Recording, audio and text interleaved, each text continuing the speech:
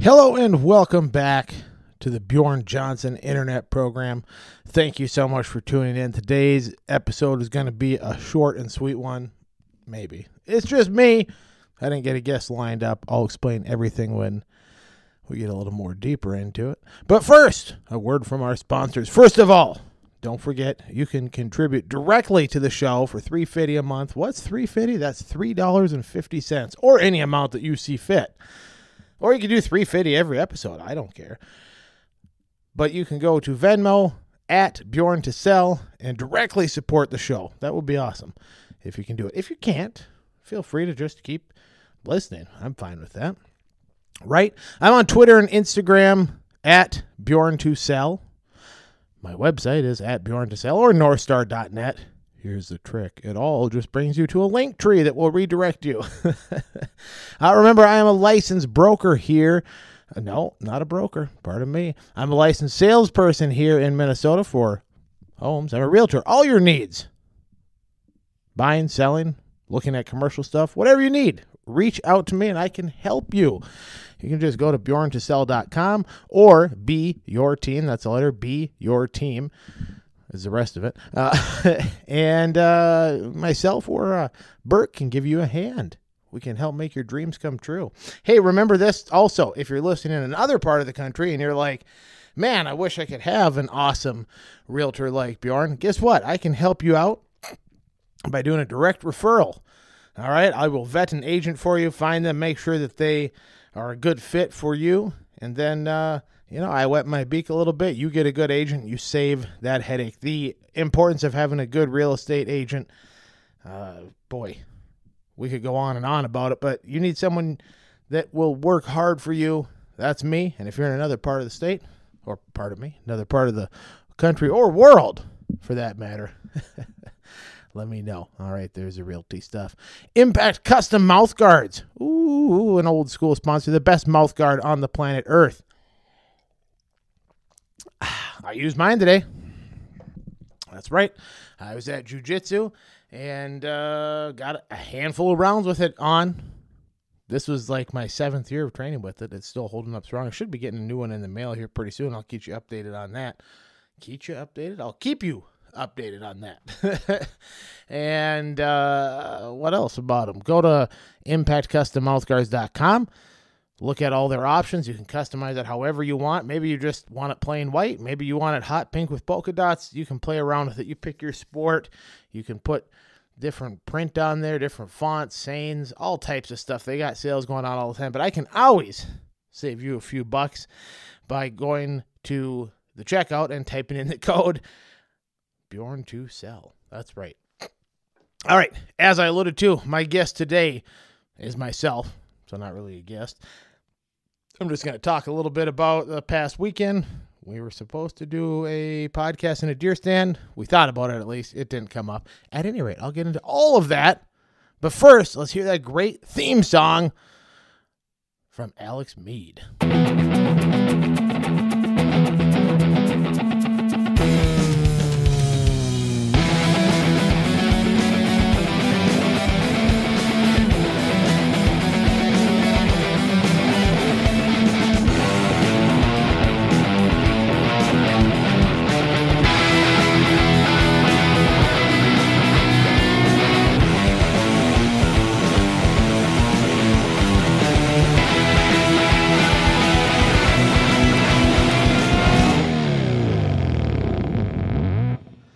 Whew.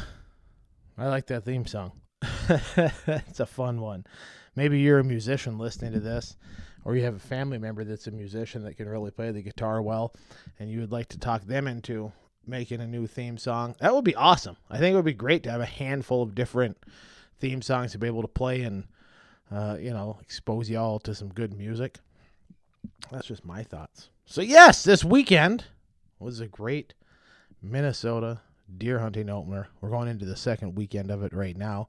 Some parts of the state, you're down to your last couple days to get a deer. Other parts, like up north where I'm not there right now, you still got another week. You got this weekend and next weekend, so make sure you're out there hunting. I, of course, did not hunt this year. I didn't have a license because, well, I'm not a Minnesota resident quite yet. Well, not long enough. You got to be a resident for 60 days to get a deer license, and then they're like $35 or $40. If you're a non-resident, it is quite expensive. So simply not worth it. Speaking of the prices of deer hunting, wow. I was looking, and the cost of processing a deer has gone up like everything in the economy. So all of a sudden, man, if you factor in gas money, driving up north, license cost to get that deer processed, that's going to be some pretty damn expensive meat. But that's not what it's about. It's about being around friends and family and all that kind of stuff. And really, that's what the farm is always about, opening weekend there. We had a nice turnout, a good-sized crew, and of the whole crew of 12 to 14 people that were there, I think 3 people hunted, and they got a total of about 25 minutes of hunting in the whole weekend. So the deer stayed safe, which is good because they'll be around next year from when I get my license. Benji and I were supposed to, we weren't supposed to do anything. We thought about doing a podcast out in the deer stand, but we kind of got tied up in some other obligations, which was fine, right? It was actually almost too nice to go sit in a deer stand and try to do a podcast. The opening weekend in Minnesota is always kind of a question mark. I've had some years where it has been bitter cold and snow. I've had other years that have been kind of mild and snowy. I've had years where I've sat in the deer stand in a t-shirt, and this year was pretty damn close to that. It was warm, unseasonably warm, and then got a little bit rainy. So there's your weather forecast and update on that. If you're listening to this and you've hunted, you really do know what it's all about, right? It's about getting out there, like I said, with friends and family and just enjoying some time out in the country. But what really stuck out to me about this particular trip up is, man, a year ago, Ash and I had come back to Minnesota for a little vacation. And in fact, we timed it to come up over deer hunting opener. Why? For a couple of reasons. Plane tickets were a hell of a lot cheaper than trying to fly home over the holidays. Flying through the Midwest and especially into Minnesota over the holidays, Thanksgiving, Christmas, anything like that, is not always the best plan, right? Because you end up getting a little bit of weather and everything shuts down. So we figured, hey, ticket prices are cheap. Let's do it. Let's make it happen. We came back for 10 days. Of course, I wasn't doing the podcast at that time, but came back, trained, saw some people, and came and stayed at an old guest of the show, a good friend Armand's house in St. Cloud, Minnesota, where I went to college. And now we fast forward a year, and we're in that very house right now. That didn't really honestly hit me until I sat down today thinking about what I wanted to talk about. And I'm like, man, it's been 1 year since we've been back here. A year ago, if you had told me that we'd be back here living in this house in Minnesota and St. Cloud, I would have kind of shook my head and been like, okay, I don't know where you're getting these crazy ideas. But such is life, right? Curveballs and things come up and opportunities present themselves. And, damn, works out pretty well. And we're very happy being back here. It was nice to be able to come back for deer hunting and not have to fly in and rush around and see things. Somehow it still ended up being kind of a rush around, busy weekend. But, yeah, it's nice being back. I guess that's my bigger point. And next year, well, I guess I can't make any predictions for next year, can I? You never know what's going to happen. Maybe that's the message of this whole thing. So there's what happened with the weekend with deer hunting. It was a lot of fun. After the hunting was done on Saturday, we went and partook in one of the greatest of all northern Minnesota traditions. I assume they exist also in southern Minnesota. But we went ahead and went to the Hunter Supper in Kabetogama, Minnesota, put on by the local volunteer fire department. That was really quite something. Years ago, I did a podcast kind of documenting the history of our family farm, and I went in depth and talked about the Ray Hunter Supper, something that I grew up on and a great tradition. Maybe someday that episode will be back up and I can reference you back to it. But basically, it's put on by the Ray Ladies Aid service group. And they all got together once a year. Maybe they got together other times a year, but they all got together once a year to put together a great big old meal with turkey, Swedish meatballs, pickled beets, mashed potatoes, rutabagas, dressing, all made from scratch, all homemade. And oh my God, was it good. And that's even before we get to the dessert. To drink, some sugary Kool-Aid. I actually always, the Kool-Aid, if I'm being 100% honest, that was always kind of a weak point, unless it was a right person mixing the Kool-Aid. A little bit watered down, not enough sugar. If you're going to make Kool-Aid, listen to me. If you're going to make Kool-Aid, you're already dancing with that devil. Put the full amount of sugar in. You don't need to use any more. If the recipe calls for a cup, put a cup in. You're not saving anything. If you're that hard up for money, trying to put together Kool-Aid, and you want to save a few cents by not putting in a quarter cup of Kool-Aid, let me know. Quarter cup of Kool-Aid, quarter cup of sugar, extra quarter cup. You want to short yourself, let me know. We'll start a GoFundMe or something like that, and we can get it right. Don't water down your Kool-Aid. It's a bad decision. All right? It'll make me crabby. I'm worked up already talking about it. Anyhow, that was a Ray Ladies 800 Supper. And as things happen over time, it just stopped. I mean, I went to, it was like 18 or 19 consecutive ones. And it was a blast. And then just times change. People move. Maybe people don't want to volunteer as much. It gets to be a lot of work. People aren't simply around anymore. It was a lot of very nice older ladies that put it on, and time happens. You get where I'm going with that.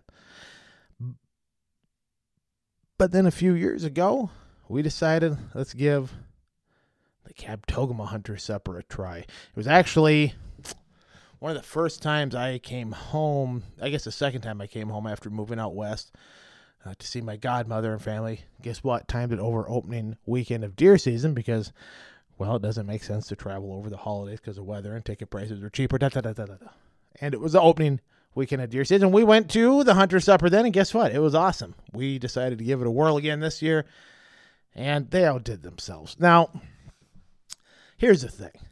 A lot of what was there you can make on your own anytime you want, right? You can roast a turkey, you could do some beef roast, you could have the mashed potatoes, all that stuff. But to actually have it served to you, ooh, that's pretty good value. $15. Think about that. $15 for a big old plate of delicious home-cooked food. Maybe some of it was not 100% home-cooked, but then the real kicker was this. At the end, a bake sale. An absolutely mind-blowing bake sale. Next year, if they said we're not going to have the Hunter Supper, I'd be a little bit bummed. If they said we're not going to have the Hunter Supper, there ain't going to be a garage sale, a bake sale, I would be really upset. All right, my point is I would go to just that bake sale. It was some of the best damn baked goods I ever had for a pretty good price. And all the proceeds, of course, went to the local fire department. So what's my bigger point here? I don't know. It was a good meal. That's it. Support some of these local causes, man. During the pandemic, we talked about it. Getting out, supporting local businesses. Takeout was a big thing. Delivery was a big thing. People kept the small things going. Don't forget about these little community organizations when they have events going on, right? Hunter suppers, harvest dinners. Even if you're not affiliated with a church, let me tell you, you hit yourself a good Lutheran or Catholic harvest dinner, that's a meal that you won't regret. And in fact, you'll be emailing me at Bjorn DeSell and saying, boy, you're right. That was a damn good meal. So there you have it. I think that's all I got for today, honestly. I just wanted to quick get on here, talk about the Hunter Supper a little bit, explain to you what happened with the podcast from a deer stand. With that being said, there's already plans in the works for something bigger and better next year, provided that the podcast is still happening. So stay tuned for that. And who knows, there's still a couple weeks of deer season left. Maybe something still happens. Things happening here locally, I don't really know. I wish I had some great and awesome tips to tell you right now. A bunch of Lutefisk dinners coming up. You're going to want to follow me on Instagram at Bjorn DeSell or my YouTube channel. I think that's still North Star Network. But if you go to North Star network.com. No, pardon me, northstar.net. There we go. Northstar Network. No, northstar.net. You can find the link to my YouTube page. And myself and Bert got some pretty good real estate tips and videos going on, but I'm giving you a little preview right now. We might tell you where to find some of the better lutefisk dinners around. I don't know. Maybe you'll want to check that out. I would say next Wednesday that quick little episode will come out. All right. I think that's all I got for you. Please tell other people about this show and or any other endeavors I have going on. Mouth-to-mouth referrals, whether it be for real estate, podcasts, or just following people on Instagram. Go a long way, right? You know that. Sharing, subscribing, that all helps a ton too. So if you can go ahead and do that right now, I would really, really appreciate it. Don't forget to check out our sponsors. I forgot to mention one at the top of the show, so I'm going to do it right now. Kayfabe Soaps and Sundries. Go to kayfabesoaps.com. I think that's a website. Go to kayfabesoaps.com, see everything they got going. Danny Zwelling, who is going to be on the show here really soon again, is a soaper, making all types of awesome things. Today, just today, for the first time, I tried his face wash bar, and wow, I like it. My skin is squeaky clean, and I don't feel greasy or anything. It was a nice face wash bar. He's got shampoo bars. He's got shave bars, just regular plain soap if you want that. All types of things. Go ahead, head over to the website, Kayfabe Soaps. Reach out to him if you have more specific questions. Available for pickup in St. Cloud. Delivery is not really an option yet unless the order was big enough, I reckon. But if I'm going to be in the area, you know the gimmick. Let me know. I'll bring you some. Phew. Impact Custom Mouth Guards. Go check that website out for the best mouth guards on the planet Earth. All right. And I, of course, one more time, I'm on Twitter and Instagram at Bjorn to Sell. Please like and subscribe to the YouTube page, all that stuff. Phew. I wish I had more for you today, but I don't. Actually, I don't wish I had more for you today. I just wanted to get this episode out to stay consistent. Try to keep one of these coming out once a week. I know I just did a solo one, but I had a couple things on my mind that I wanted to get off. So hopefully that's useful. Actually, here's the last little thing that's on my mind. As I was setting up to record this, I started doing a little video work beforehand. That's on Instagram at Bjorn to Sell. And I have a pack of 3 little adapters I got for my iPhone. I got them a week ago. My office is not that big. I put them in one little bag, and I can't find the damn things. They traveled with me up north. They were good. I had them yesterday. I can't find the damn things. Did they fall out of the bag? I don't know. I guess they did. Even though I have other little adapters and connectors for the camera that have been around in that same case for a couple years now, moved across the country, and still had them. But the little adapters that I had to spend $10-15 on, they are nowhere to be found. So if you've seen any little white lightning bolt adapters for an Apple phone laying around, let me know. It could be mine. Or, of course, you could help me buy some new ones by supporting at Venmo at Bjorn to Sell. It's that kind of day, folks. It's that kind of day. I lost my connectors, still found a way to make this happen, and I'm glad that I did. Thank you for listening. And until next time, wait for it. Until next time, it's really important this time of year to remember, those that are close to us, but also take care of ourselves. So until next time, be kind to yourself and be kind to one another.